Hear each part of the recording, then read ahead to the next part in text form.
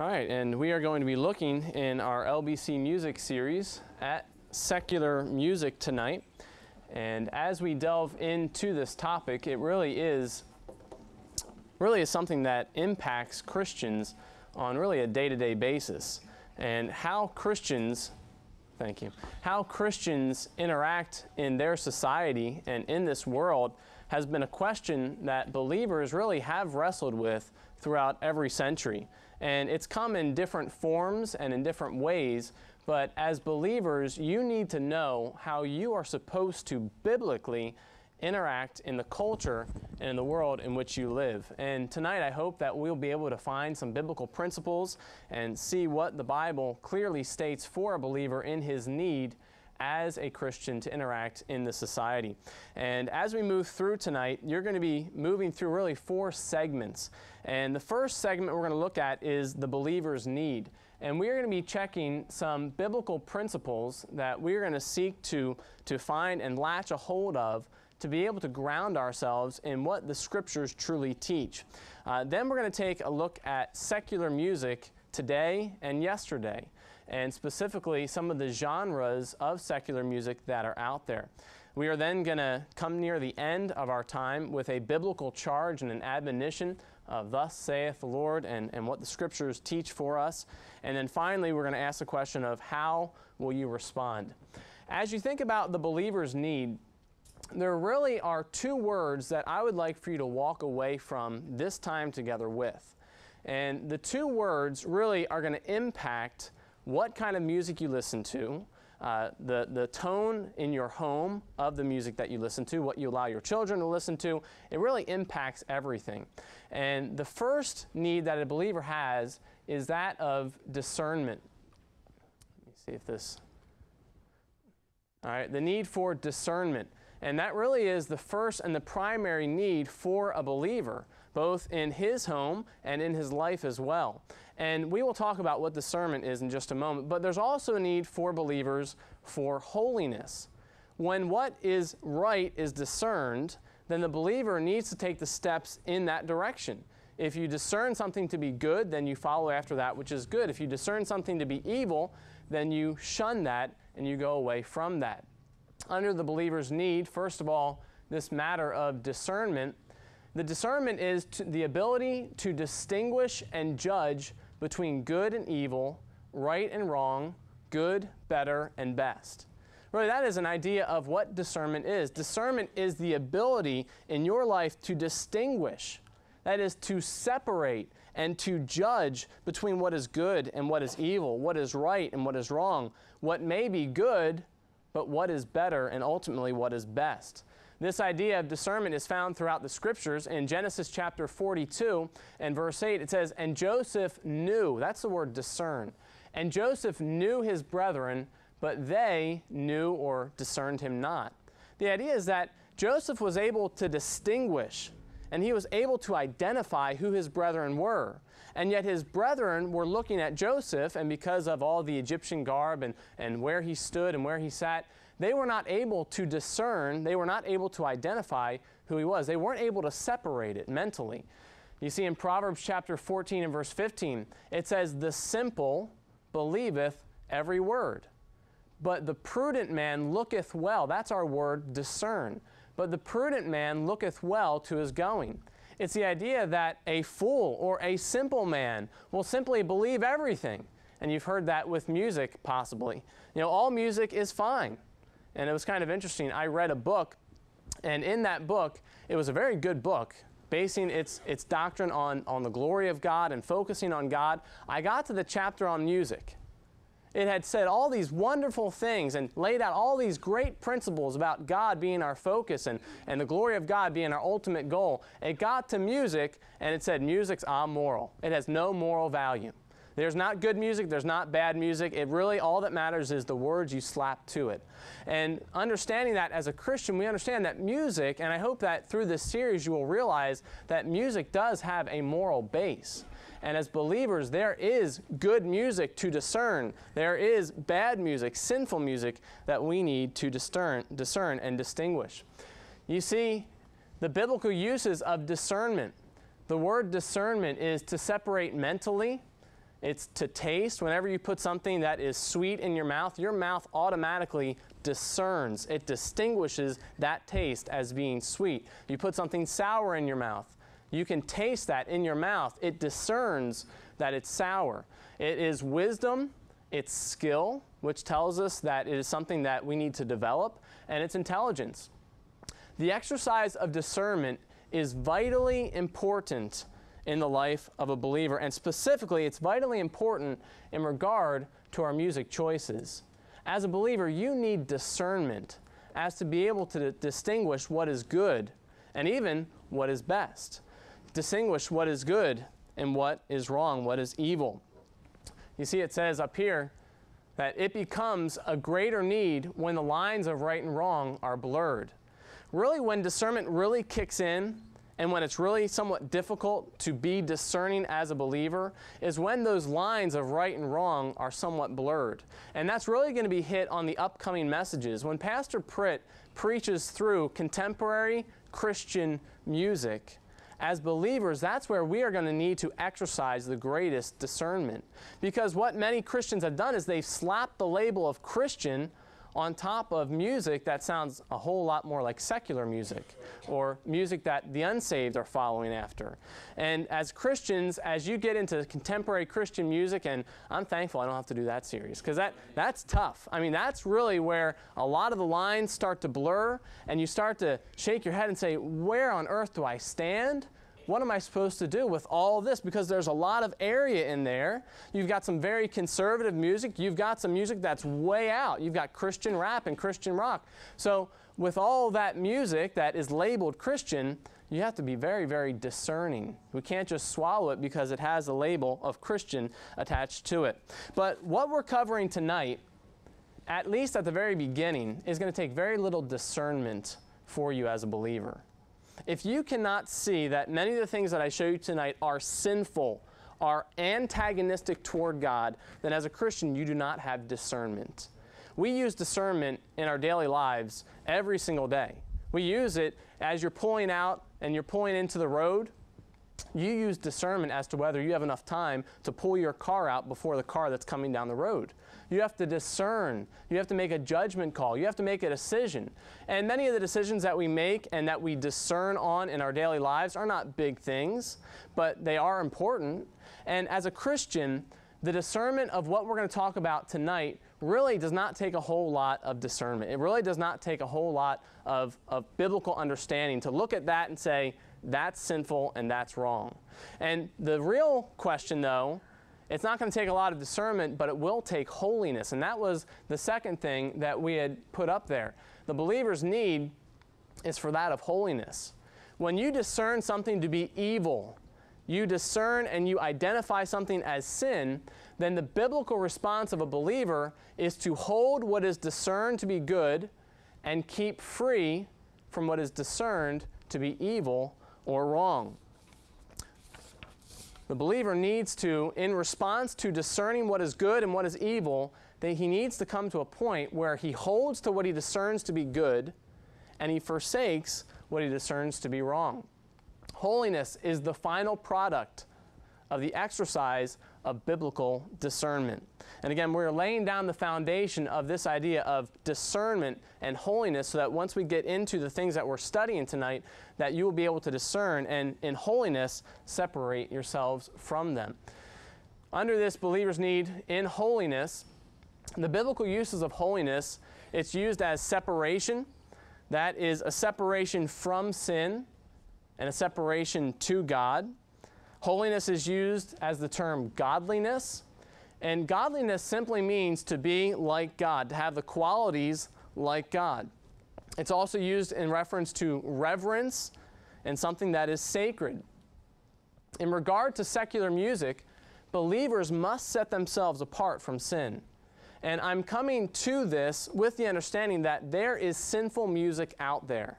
And if you are in the position where you would say all music is amoral, it has no moral weight and no moral value, then I would fundamentally disagree with you. Because music has a moral value to it. And the lyrics that are then added on top of that music then push it into something that is either good or something that is evil. And we need to, as believers, have wisdom to follow what is good. And that's what it says in Hebrews chapter 12. In verse 14, it says, "Follow peace with all men and holiness, without which no man shall see the Lord." That's a pretty strong statement. The writer of Hebrews just said that if you do not have holiness, you will not see the Lord. And it's not because you'll be avoiding him in heaven. The idea is you're not going to heaven. And very clearly, the Bible teaches that we are not saved by our works. But if a person can live in willful rebellion, whether it's in their music choices, the things they watch, whatever it may be, but if a person can live in willful rebellion towards God, they don't see the chastening hand of God, God does not correct them, he does not bring them back, then that person, according to the volume of Scripture, does not know God. Amen.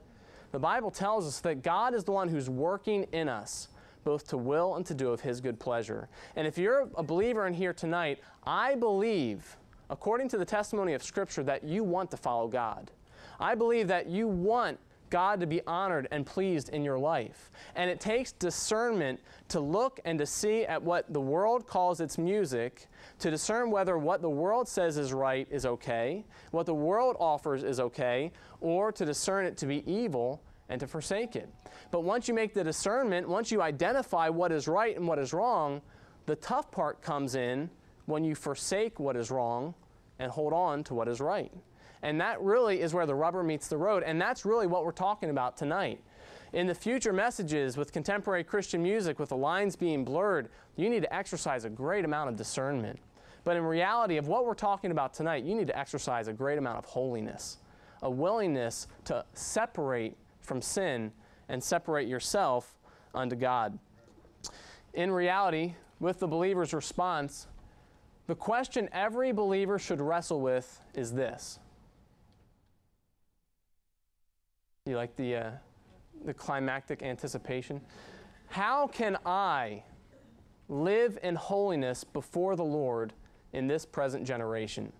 That really should be the question that you ask yourself in regard to your music. How can I, as a believer in Jesus Christ, how can I live in holiness before the Lord in this present generation? You may say, well, this generation's so far gone, it's not even possible for believers to really stand out and to stick out. They just have to go along with the flow. You know, if the world says that rock music is the thing, and, you know, that's the way that you'll attract people to your church, that's the way you need to go. Well, in Genesis chapter 6 and verse 9, we see a man named Noah. And you know the story of Noah very well. The Bible says in Genesis 6:9, Noah was a just man. That means he was saved. Noah was a just man and perfect in his generations, and Noah walked with God. That word, perfect in his generations, that phrase there, it's the idea that Noah was perfect among those in his generation. That is, he was an example. He was godly in spite of sin. That is the same generation that God said just a few verses earlier that the thoughts and the intents of their heart were only on evil continually. And yet Noah and his family, 8 were saved out of what scholars estimate was 1 to 3 billion people.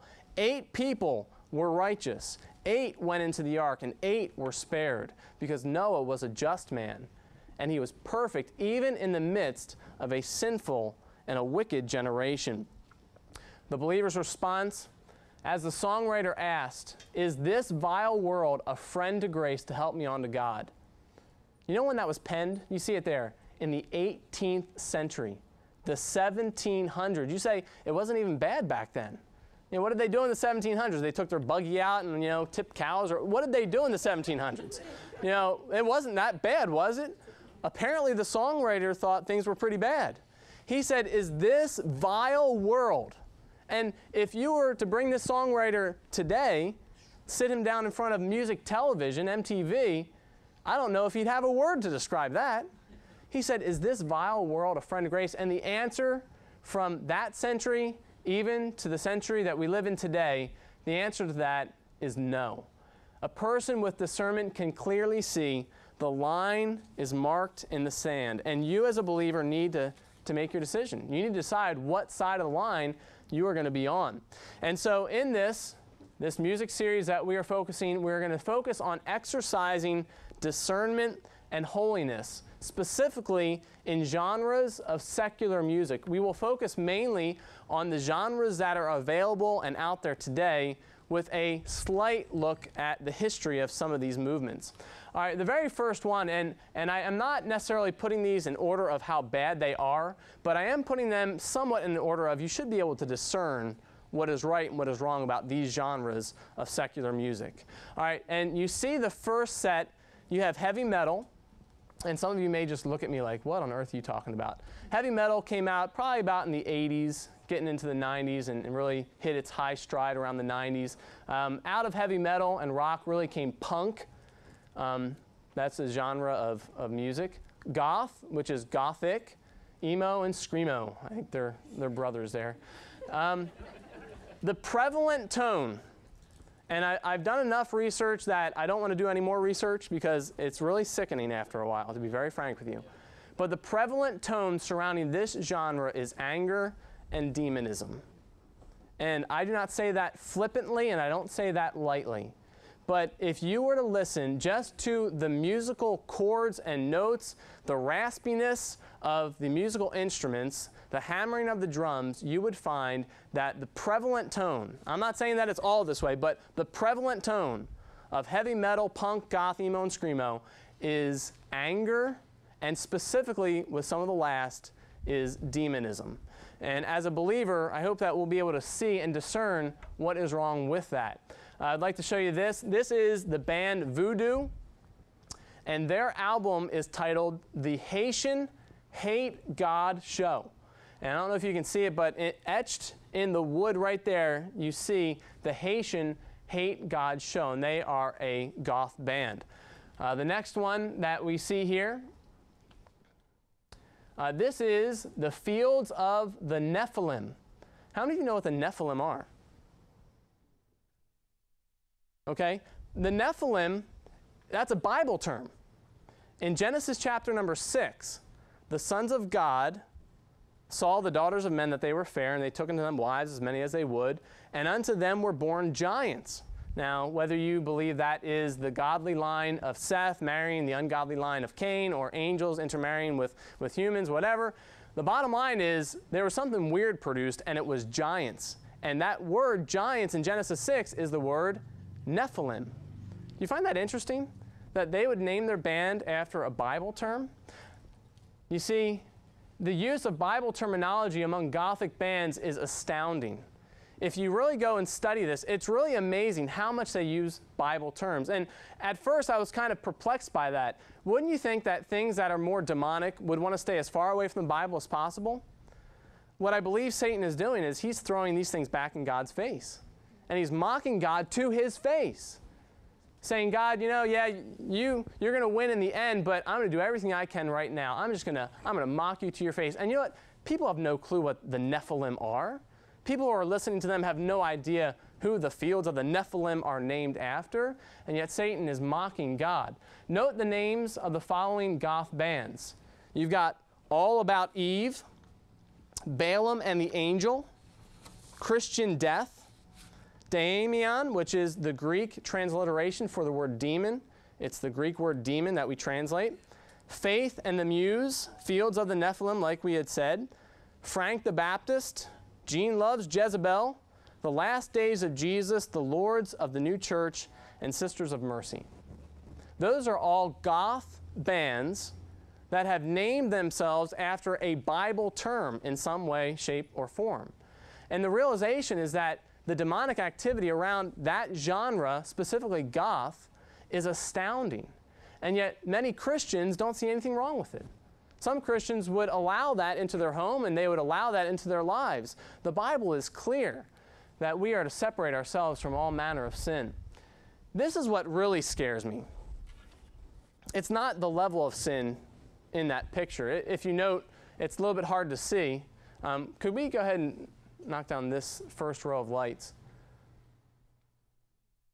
But if you can see, this is the band Slipknot, and people will debate whether they're goth or whatever, but I'll just put them in the genre of goth. But you note to the extreme right, you have a fellow in a mask. they perform in masks. I mean, their actual music is performed in masks. I would imagine that's kind of hard, you know, singing, but, you know, they perform in that mask. You see to the far left, you have a mask with a lot of arrows and darts through it. The middle looks like almost like a pentagram, although it's not in the exact form of that. And that is promoting their latest CD, All Hope Is Gone. The thing that is really troubling to me about this, and this is just amazing. You'll see it in one slide, but let me just show you what one of these fellows said. All right. All right, let me, yeah, wasn't going to say it, but.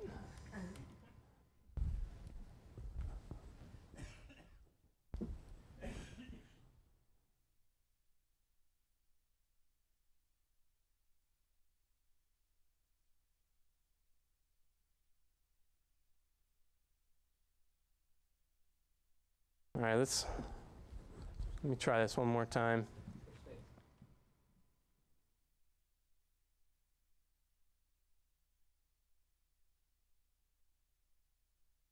Okay, it's good, it's good. Okay, we're back. All right, this is on Slipknot's official website. All right, one of their leading band members, Crahan, who is their drummer, he said this: "My intent," this was a video that they had made. He said, "My intent was to make you sick to your stomach." Now, doesn't that make you want to go out and buy it? You know, that's my, I would love to just, you know, I just want to be sick to my stomach. It was said to me very early in my career that rock and roll, and it's interesting how closely he associates himself with rock and roll. He says, it was told to me very early in my career that rock and roll is 23 hours of, and you have the expletive there, and 1 hour of God. It's that voice inside that shouts, I'm on top of the world and I want to die because I'm so isolated and alone in a world that I never even thought existed, but rock and roll has taken me here. Do you hear the despair in that? Do you see what they're trying to put out? I mean, he's very blatantly saying, I'm following Satan. It's 23 hours of where Satan's going to spend eternity, and we'll throw in 1 hour of God. It's that voice inside of me that shouts, I'm on top of the world, and yet he wants to die. Why? Because I'm so isolated and alone in a world that I never even thought existed. But rock and roll has taken me here. This is what really scares me about this.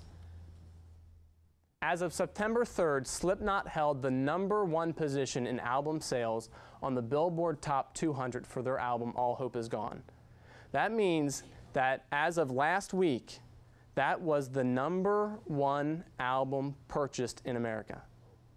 Not in their genre, in all genres in America. You include rap, pop, R&B, whatever you want. That album was #1. #1. It's not isolated. You know, you may say that goth stuff, that's over to the side. You know, that's just a bunch of couple kids over here. It's not really big. It's not the thing kids are listening to. Apparently they were listening to it as of last week. It was #1. Can you believe that? Can you believe? And look at the tracks on the CD. Execute, Gematria, that's the Killing Game, Sulfur, Psychosocial, Dead Memories, Vendetta, Butcher's Hook, Gehenna, the biblical word for hell. This Cold Black, Wherein Lies Continue, Snuff, and All Hope Is Gone. And that's what the young people in this present day are listening to. And I want to just encourage you, parents, that if your young people are getting into that you do everything and anything to get them out of it. Amen. That you would do everything within your power, that you would rid your home and their lives of that trash. And I don't say it lightly, and I don't say it flippantly. I know that there are many young people that have gone that way and that struggle with that. And the big difference is, as a Christian, I'm not worried whether or not you're struggling with it. My worry is that when you're a Christian and you give yourself over to it, there's a major problem. There's a major problem. And the Bible does not speak of a Christian who just delves and gives himself over to sin. And if you can't discern that that is sinful, then I don't know what you're going to discern to be sinful. I mean, that's the end of the road. And yet that is the #1 album in America. I mean, that's what kids are listening to. And you need to understand that as a believer, that you should be as far away, you should want to be as far away in holiness from what I've just showed you. Amen. And make it a point to live a life that will honor and please our Lord. As we move on, the questions that are levied to us in 2 Corinthians 6, what fellowship does righteousness have with unrighteousness? Of course, the answer to these are an emphatic nothing, no. What communion does light have with darkness? Nothing. What agreement does Jesus have with Satan? Nothing. And yet, if a Christian is listening to goth music, the heavy metal, the punk, the emo, the screamo, they are trying to mesh and they are trying to wed Christianity with Satanism. I mean, that's the bottom line. They're seeking to wed two things that are completely incompatible. All right, the next segment that we're going to look at is that of rap. And I want to let you know, as I came into the youth group and as I started preaching, we had gone through a music series a number of years ago. And with this music series, I started by asking what kind of music the teens listened to. And I really was shocked by the number of teens that responded that they listened to rap. And it really is a very popular genre in our present age, especially with our teenagers. And I'm not saying ours as in this church's, but I'm saying with teenagers in general. And we're going to go through and look at some of the lives and some of the things of these teenagers. But you see it says there, this genre of music contains an abundance of foul language. And I can't even tell you how much foul language is found in that rap music. And along with gross immorality, and gross is really the only word to describe it, and disrespect for authority in women strewn throughout its lyrics and in the lives of those who perform it. Gang life is often the theme of many songs. And you may say, why are you delving into the lives of these performers? You know, the life of the performer shouldn't have anything to do with what he is writing and the music that he's producing. And should I base my listening choices on the artist's life? That's a question you really need to wrestle with. Should you base the music you listen to, should you base that on the artist's life? You may say there are some classical artists that we wouldn't have a problem listening to. There are some classical artists whose lives were a mess. They lived in immorality and just blatant sin, and yet you still listen to them. The best illustration I can give of this for you would be that of a bridge. How many of you would be willing to go over a bridge that was designed and built by an unsaved person? Okay, I would. Personally, I would. I would have no problem. You know, I don't stop at every bridge, call PennDOT or DelDOT or MDOT. Is that MDOT? Whoever that is, some dot. I don't stop at every bridge and say, can I have the credentials of the person that designed this bridge? You know, I want to make sure they were saved, that they loved God, they were honoring God in their life, and they were pleasing the Lord. And if not, I'm going to find another way. If I did that, it would take me a long time to get anywhere. And there's little bridges everywhere. I mean, you'd have a rough time going about that. But the idea is that when I cross that bridge, I am making a couple assumptions. I'm assuming that the person who designed that was an engineer, and that the engineer used sound structural principles when he designed and had that bridge built. So I'm basing it upon the principles that he applied to that bridge. Now, if I see a bridge that looks like somebody's great-great-great-great-grandpappy put it up with some wood and a couple nails, I don't know that I'll go over that bridge because I'm a little bit worried about the soundness of its structure. And in the same way of music, an unsaved person can take sound, even God-honoring principles of music and write beautiful music even though they don't know Jesus Christ. And yet there are lives of people, there are many writers and songwriters and artists that have not used sound principles. They are writing music that defies God, not only in their words, but even in the manner in which it's performed and the manner in which the beat is set and all these different things. And Pastor Pritt's going to go over this in the morality of music in a future message. But I take the principles that they used, and if they've used sound, God-honoring principles, then that music is sound and God-honoring. And with the lives of these rap artists, I want to show you, first of all, that they are living lives in complete defiance to God. And it is showing itself in the way in which they perform and produce their music. They are producing music that is not based on sound, God-honoring musical principles. They are performing music that flies in the face of God, even as their lives fly in the face of God. The first individual that we're going to just take a brief look at, and the reason I'm including him, this is the rapper Snoop Dogg. He was formerly Snoop Doggy Dogg. He was out when I was a teenager, so I mean, this is like way back. This is like a throwback, you know? It's like, but the interesting thing is, I see him popping up all over the place still. I mean, he's still around. And the very fact that he is still alive really is amazing. And I don't say that flippantly. He is a part of what is called gangsta rap. This, you know, I'm a gangster, and, you know, I shoot and I kill. And he was a part of a gang. He is a part of a gang, and he's lived the life. And he has the rap sheet to prove it. You look at, these are just his offenses through 2004, up to 2004, from present back. On April 12th, 2007, he gained 5 years of probation for gun and drug charges. On 2006, he was arrested for the possession of marijuana twice and then a firearm a month earlier. 2005, he was sued for assaulting a fan on stage. 2006, again, he was charged with vandalizing a shop in the Heathrow Airport, and he was denied entrance into the United Kingdom after that. December 2004, he was accused of sexual assault. And I want you to note, this list is not exhaustive, and it doesn't go any earlier than 2004. He's living the life. He's living the life of a gangsta, as they like to say. He's living that kind of life. And if you live by the sword, you will die by the sword. And I want you to otherwise note that Snoop Dogg has been involved in directing pornographic films produced by Hustler. He was held in connection with the murder of a rival gang member in 1993. And I'm telling you, if your young people watch MTV, music television, that's what they're going to see. That's the life that they're going to see glamorized. And can I tell you, parents, if you allow your children to watch MTV, I'm going to say it as nicely as possible, as parents, you're being fools. Absolutely. If you allow your children to watch music television, then you are opening the door to all kinds of perversion, not just in the music side, but in the videos and the shows of all kinds of sin. You're opening the floodgate for that to envelop and to really take control of your child's life.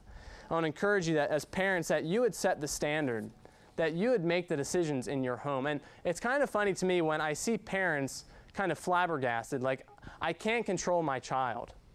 You know, I can't control what they listen to. They like that kind of music. Who cares if they like it? Does it honor God? Amen. You're the one who stands and will give an account to God for what your children do, for what your children have watched, for how it has impacted them. And so many families get to the end and they say, well, I didn't really have a hand in the matter. They had a big hand in the matter.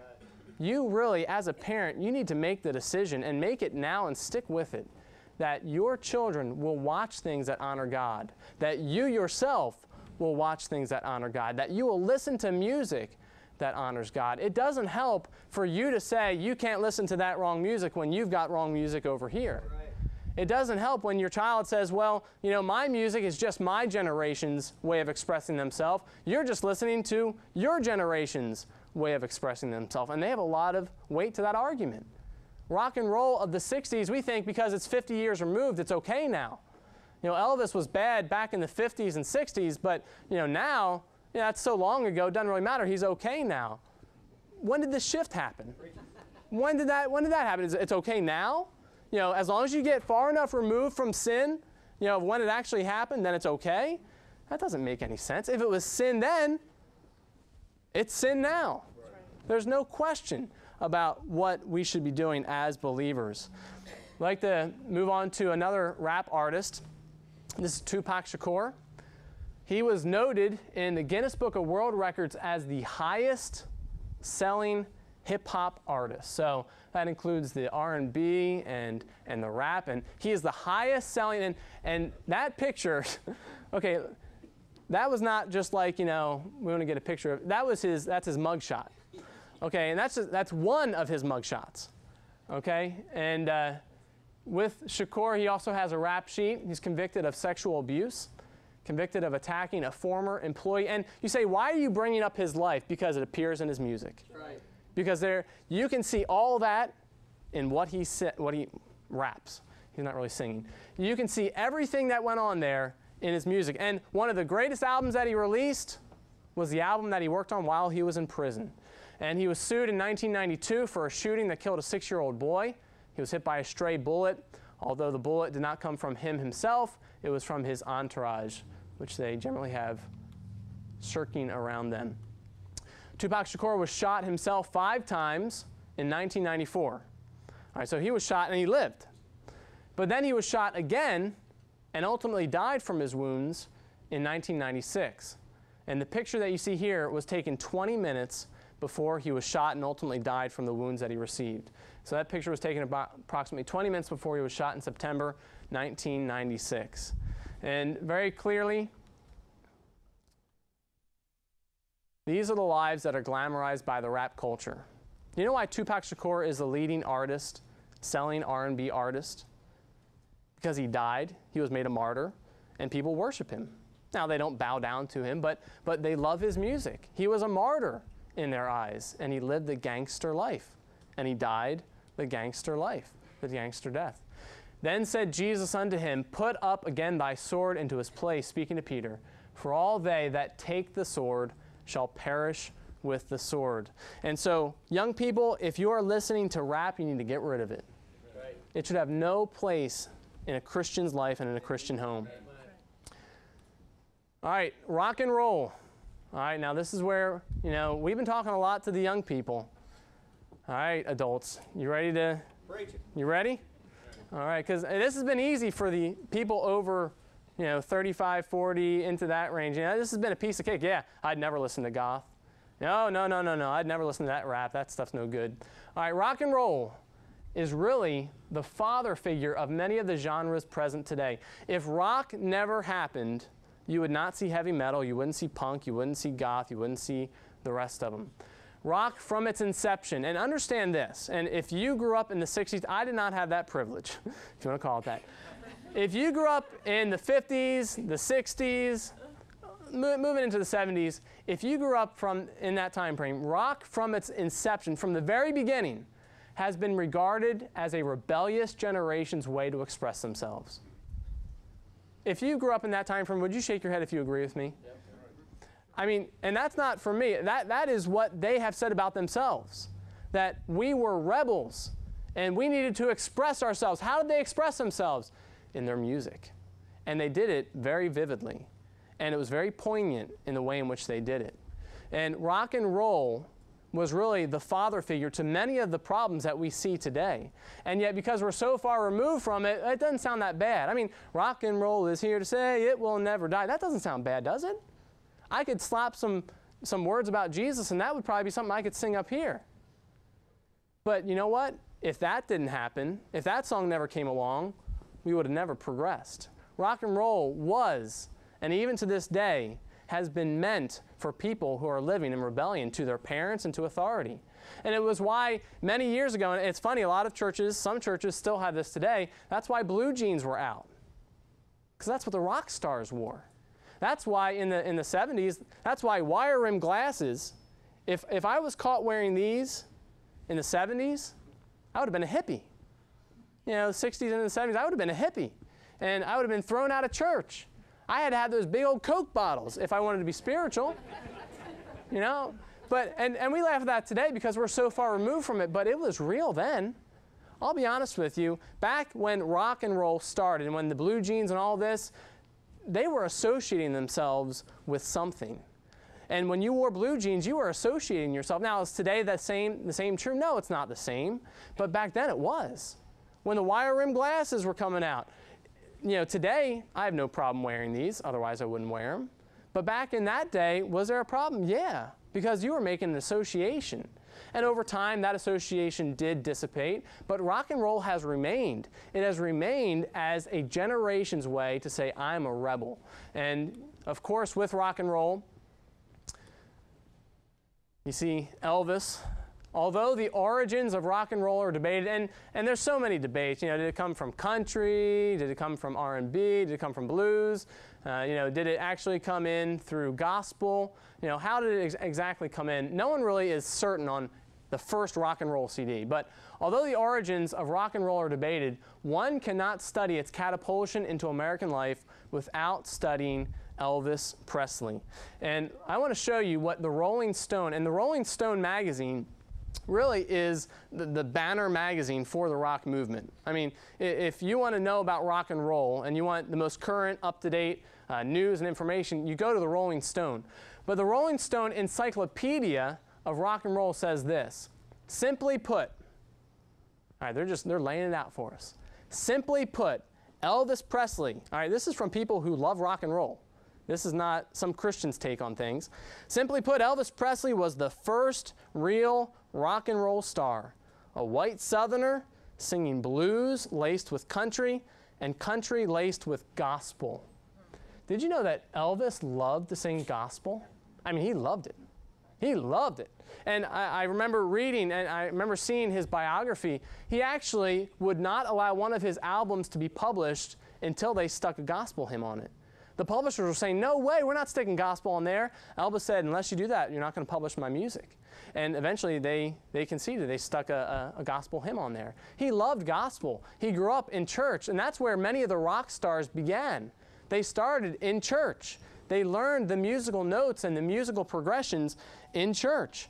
You see, it says, he brought together American music from both sides of the color line and performed it with a natural, hip-swiveling sexuality that made him a teen idol and a role model for generations of cool rebels. That's the Rolling Stones' take on Elvis. Okay? What's our take on him? He loved God, but he sings so nice. How great thou art. And he sings how great thou art. Oh Lord my God, just like we sing. Now he sings a little different, but it's the same words.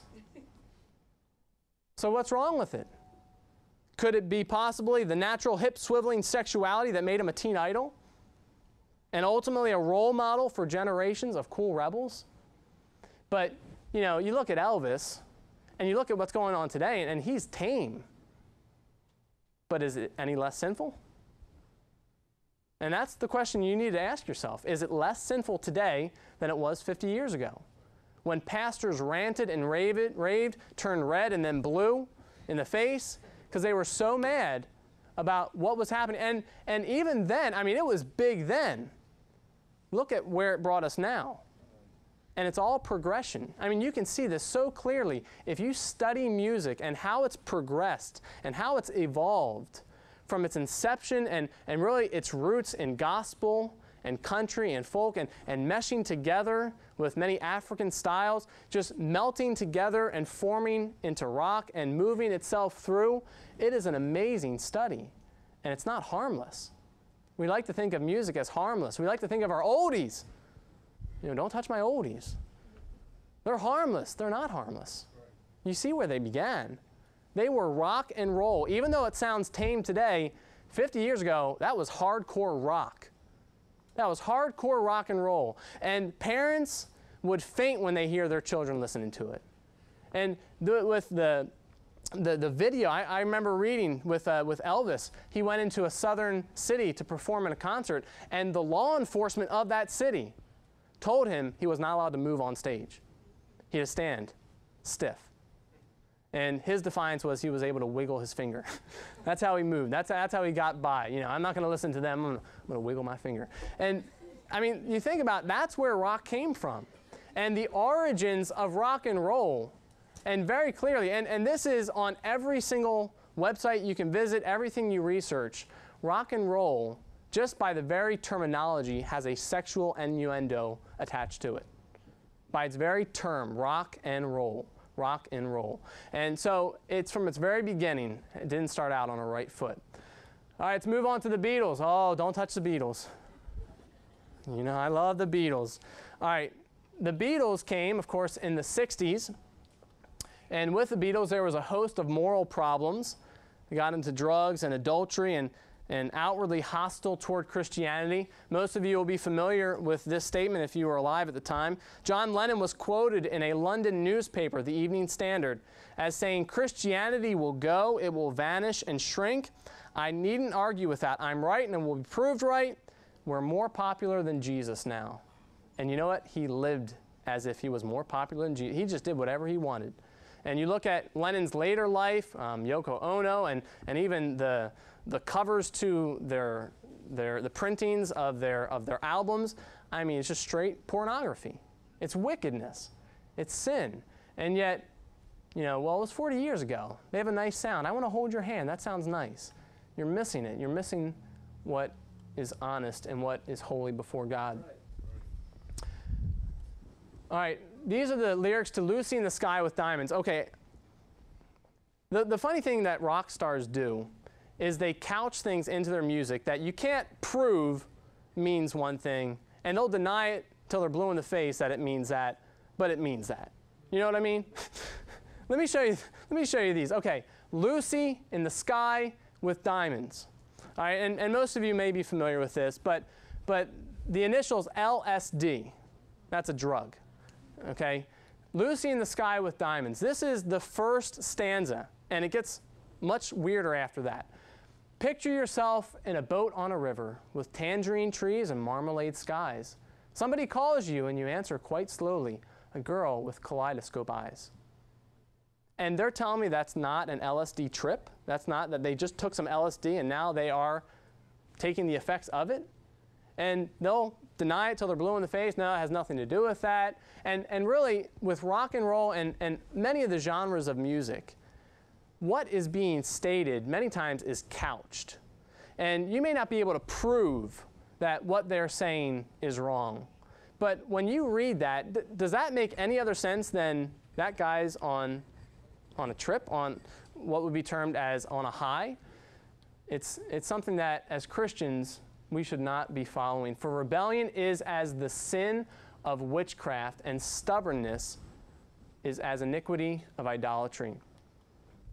All right, the next band or next grouping is that of alternative. And I want to give you a little bit of my testimony at this point, because this is really where I was. I did not grow up in a Christian home. I did not grow up listening to Christian music. I did not know a single song in the hymnal. I didn't know "How Great Thou Art." I didn't know "Jesus Loved Me." I didn't know anything that had to do with music and Christianity. When I was 15 years old, my parents decided that because my brother and I were starting to get into some things we shouldn't be getting into trouble. Because of that, they decided, my brother had gotten an invitation to go to church. And he accepted the invitation. He told my parents, and they said, it may be a good thing for all of us to go to church. We started going to church, and I heard the gospel for about 6 months, very clearly. And everything was new to me. I didn't know anything about the Bible. I didn't know who Abraham was. I didn't know who David and Goliath were. I didn't know anything about the Bible. And we started going to church, and I was just a regular 15-year-old. I did what I wanted to do, listened to what I wanted to listen to, and I began understanding how Jesus died, and he rose again, and that if I would put my faith in what Jesus did for me on the cross, that he would wash away my sin. And I knew I was a sinner. I knew I was a wretch. And that he would wash away my sin. He'd give me a relationship with him, and I would go to heaven when I die. I understood that as a 15-year-old boy, and God saved me. Amen. And from that point on, I was perfect.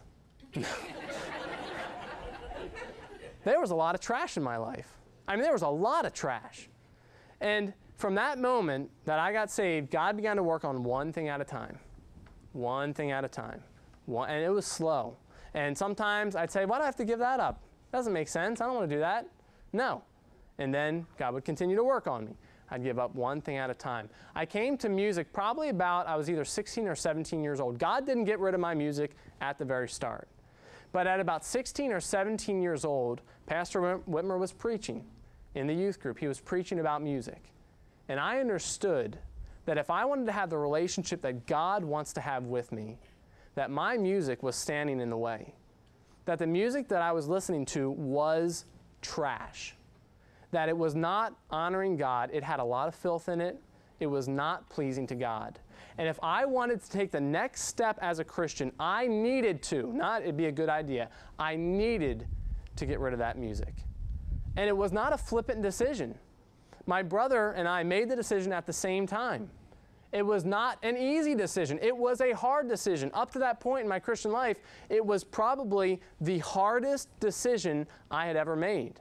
And looking back, it still remains one of the hardest decisions I ever made because I was into this. I loved the alternative. I loved the rock. I loved the heavy metal. I loved that stuff. It just fit me so well. I thought, how could I go without that? How could I give that up? I like it. Have you ever found yourself asking that question? But if I like it so much, can it really be wrong? Yeah. Yeah, it can. Just because you like it doesn't mean it's okay. And I came to a point where I realized that if I wanted to take the next step with God spiritually, I needed to get rid of my music. And my brother and I got together a trash bag. And the end of the story isn't as good as that. We should have chucked out the bag, but we gave it to a friend, which isn't a good thing. But he wasn't in the youth group. So, we could have made money off of that. We could have done whatever we wanted. But we were willing to take a trash bag and dump 70-plus CDs into that bag, CDs and tapes, because tapes are still out. And we got rid of it. We removed it. We said it's not going to have a part in our lives anymore, and I've never gone back. Amen. It was cold turkey. I was just it. I said, God, if that's what you require of me, because you're requiring it, you require that I would be holy. There's trash and filth all over that. I'm going to get rid of it. It's not going to have a part in my life anymore. And alternative rock is a genre of music that finds solace in depression. And really, no other way to put it, it finds joy in depression. There are songs out. I remember listening as a young teenager, a band called Soul Asylum. Their hit song, Misery. They love depression. They love being depressed and downtrodden. You see, pictured in the middle, that's Kurt Cobain. He was the leader of this movement until his suicide in 1994. And he struggled with deep depression and a heroin drug addiction. And you think about this. Is it that big of a leap? He sang depressed songs, and he was depressed.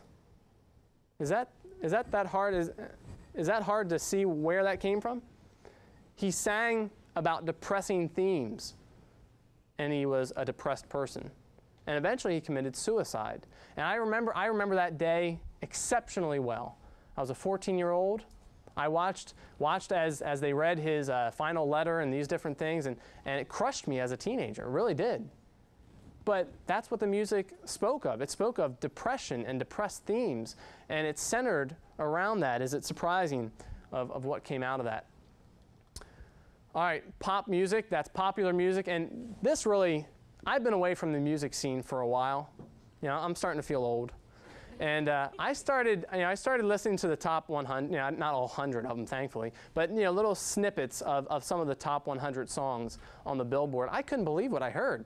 It was so different from what I expected. It's almost a European sound with like a techno, using a kind of a synthesizer.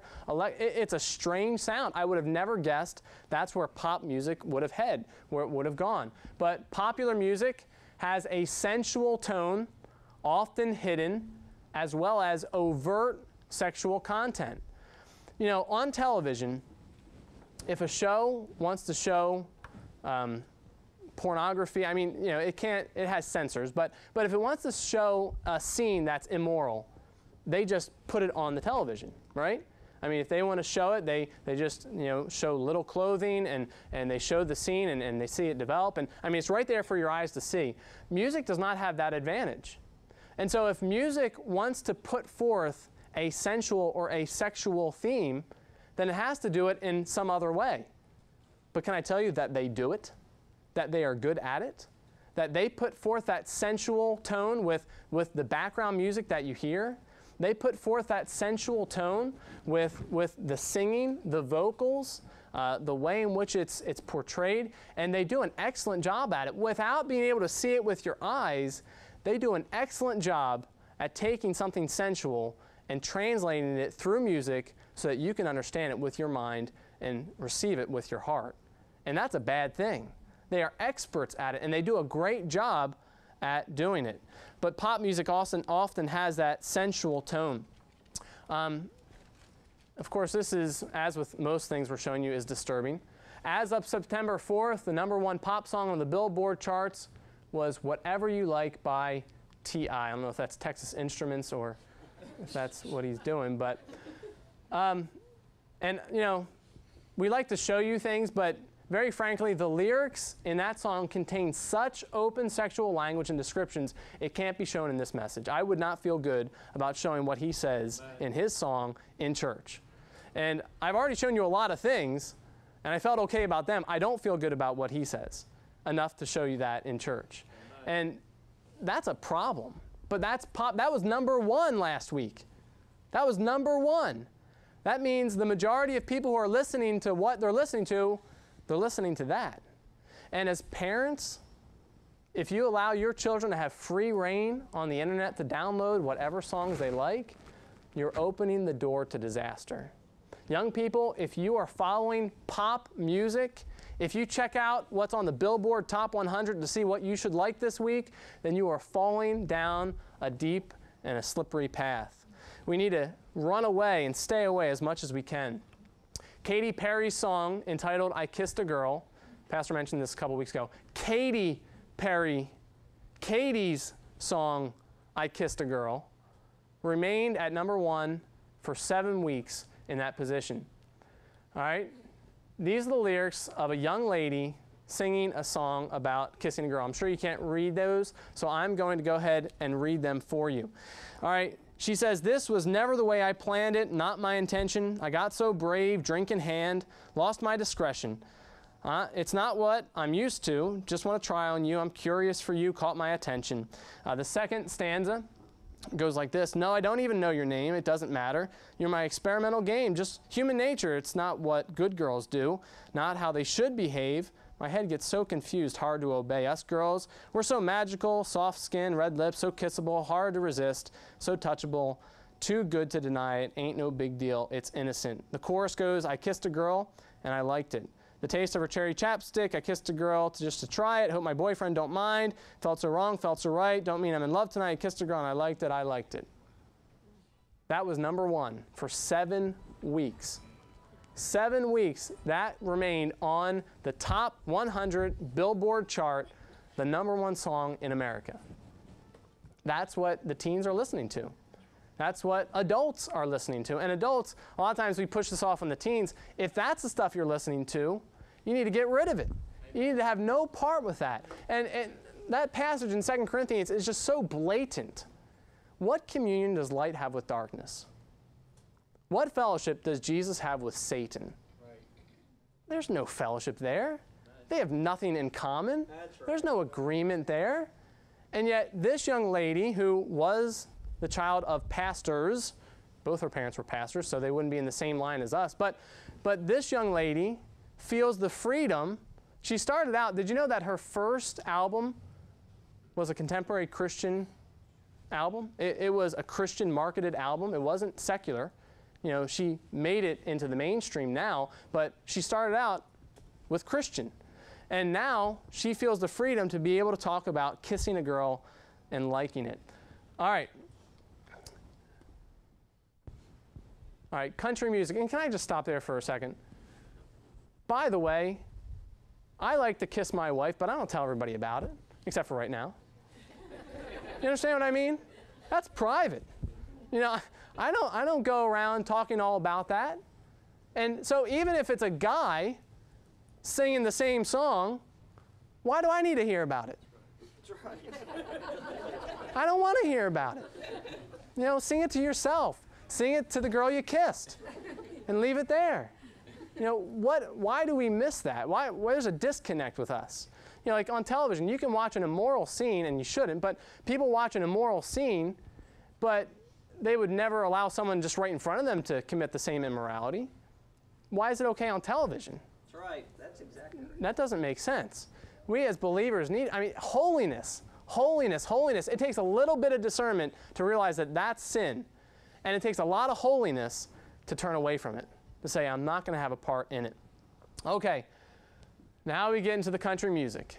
All right, this is country music, as the predecessor to many of these modern genres of music, is in no way immune from the immorality. And if you know country, you know that that is a big part of it. And glorification of alcohol. It seems like every single song, as I was researching, there was so much focus on alcohol, and I didn't understand it. But I guess I do in some ways in the areas in which country music thrives in the South. Country music was big out where I went to Wisconsin. I couldn't believe how many bars there were in Wisconsin, really. I mean, there was a bar on every single corner. The farther south you get, I don't know what it is, but it seems like there seems to be an increase in that glorification of alcohol. And that may just be my interpretation, and you can leave it at that. But it's also the glorification of that seen in other forms of music.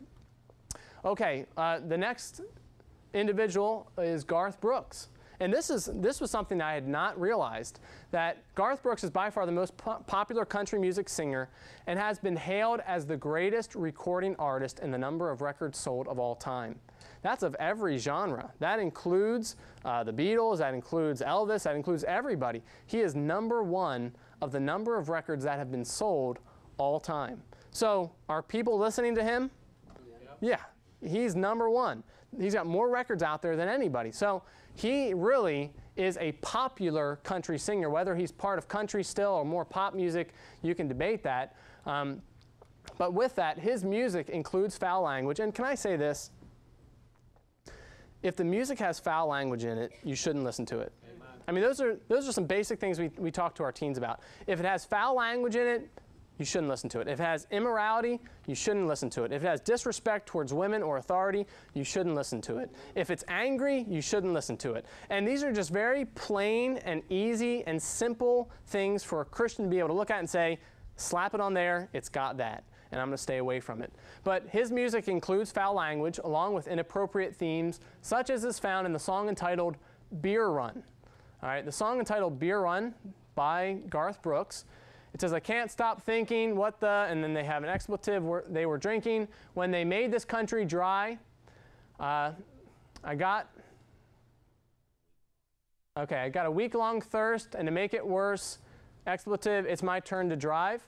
Laughing and a bragging and a carrying on, we loaded up the wagons and we headed home. I guess a half dozen cases. Doesn't last that long. Half dozen cases of beer. Come tomorrow morning, it'll all be gone. Then it's turn around, leave town. Sounds again like a B-double-E-double-R-U-N. That's Garth Brooks. And then you can also buy his CD where he sings Christmas carols. You can. He has a very, it's a lovely CD where he sings all the famous and well-known and beloved Christmas carols. I wouldn't touch that with a 10-foot pole. Just who he is, for me, I can't distance myself. Maybe you can, but I can't distance myself from who he is and what he has done and where he's at. And then he sings about Jesus coming, being born in Bethlehem.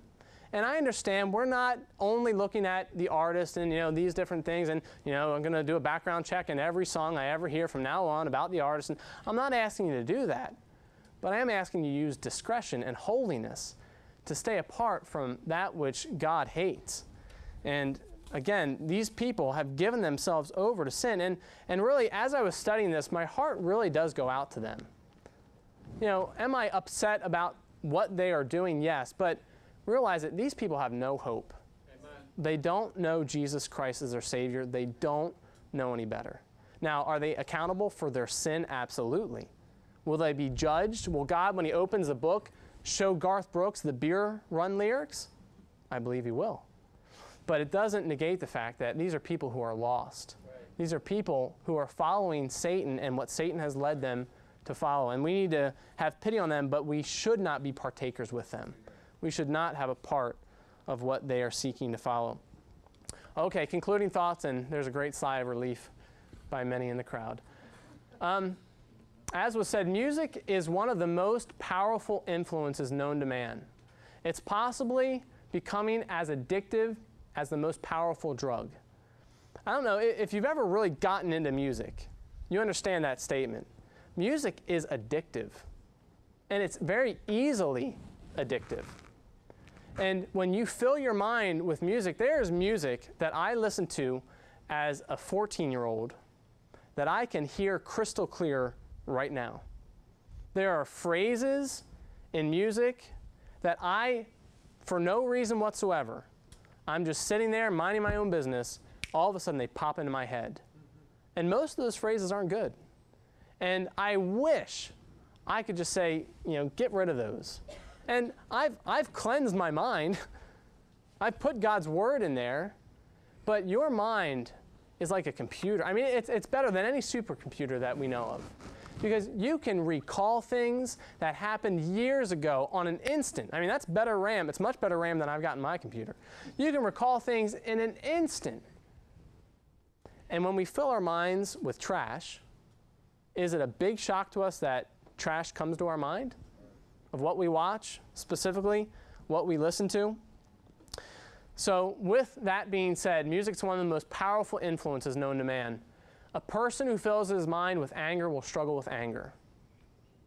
You listen to angry music, you're going to be an angry person. That's not really hard to think through. You fill it with anger, you'll get anger. A person who fills his mind with lust will struggle with lust. You listen to music that constantly dwells upon lustful thoughts and lustful actions, you will constantly struggle with lust. It will be a constant battle. The bottom line is, as a man thinks in his heart, so is he. Proverbs 23:7. The things you think about will show themselves in your daily thoughts. They'll pop up time and time again. All right, so that is today's music.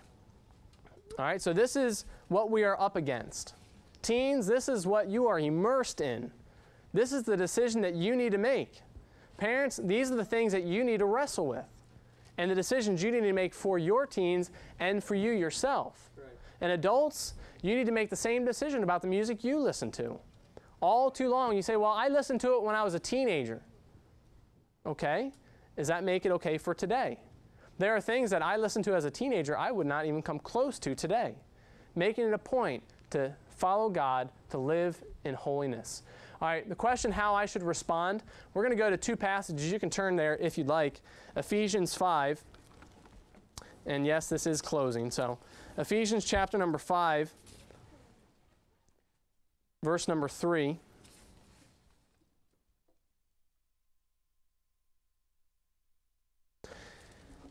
All right, Ephesians 5, verse 3 starts and says, "But fornication and all uncleanness or covetousness, let it not be once named among you as become the saints. Neither filthiness, nor foolish talking, nor jesting, which are not convenient, but rather giving of thanks." That just threw out a vast majority of today's music.